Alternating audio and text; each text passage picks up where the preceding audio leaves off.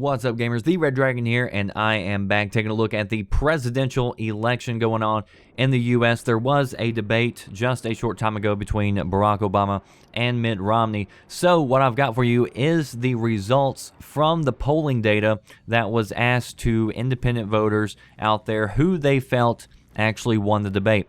So I told you that you can log on to your console, you can log on to your Xbox, watch the debate, and take part in this polling data. So the results that I'm giving you are from the Xbox polling data. So it's not a national poll, it's not a scientific poll. This is basically a straw poll of everyone who was watching the debate on the Xbox and participating.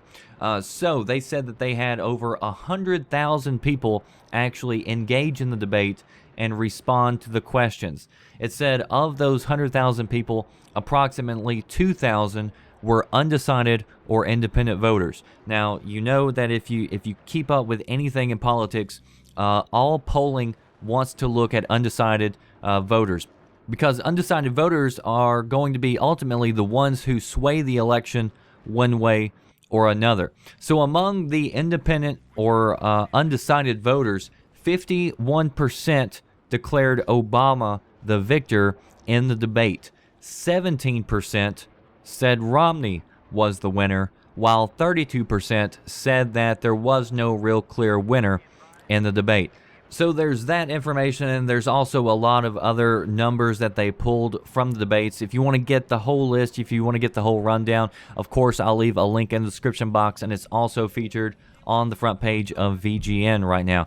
As far as my own personal feelings about the debate, the only thing I can say is I think that there were real losers, and the real losers were the American people, us, me, you. Because we didn't get to hear a debate, and you knew going in, most of you do anyway, that there is no real debate. It's a pre-planned, big production television show, and that's all it is, where the questions are pre-selected, the rules are in place, where surprises are not likely to happen. There was a contract that just leaked out the other day in some big paper, I forgot what it is, but I'll link it in the description box, where you can go read the contract that was signed by both nominees, and you'll see what rules are in there. Like, for instance, there is no rebuttal from the people asking the questions. You have a question, you ask that question, then your mic's cut off. The candidate can totally ignore your question, start talking about something else, tell a very sad sob story that's not really related to the question you asked, or they might totally mislead you and your mic's cut off. You're out of the show. You're just here to give it the appearance that this is a town hall meeting, but it is no town hall meeting in the sense that real questions can be asked by real people who are concerned. So that's set up. Also, you have two candidates on there who believe so much alike on so many different things. Both of them want to take away your civil liberties. Both of them are supported by big businesses and Wall Street. Both of them believe in wars, foreign and domestic. So how about we have a real debate with different ideas, different individuals bringing different philosophies and things to the table? But you see, that's probably not going to happen anytime soon, because there is a committee that oversees the presidential debates.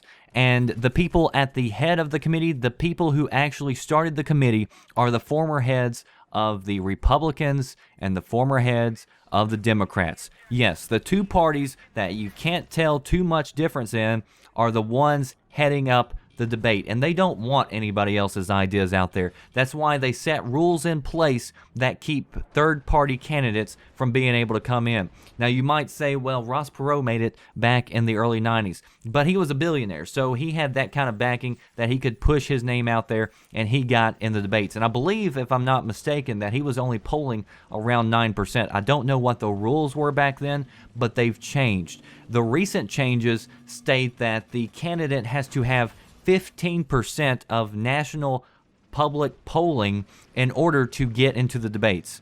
15%, that's a lot. That's really hard to hit, especially when your name isn't even included in most polls. How many polls have you seen on the TV, in the news, where it listed more than Obama and Romney?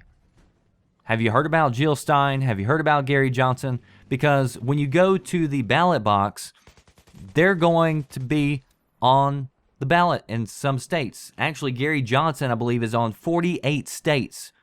Almost all the nation will be able to vote for Gary Johnson, but he's not allowed to debate on stage. Why is that? Because he might say, hey, instead of debating how many more wars we need to get into, how about we get out of the wars that we're in? Taking a look at Jill Stein, the only article I've seen about her was during the debates, because she was arrested right before the debates because they wouldn't let her in. So your choices in this election are more than Romney and Obama. But the media is not telling you that. The news isn't telling you that. The debates that are supposed to give the citizens a clear choice, they're definitely not telling you that. It's rigged. And the only losers last night, by far, are the American people.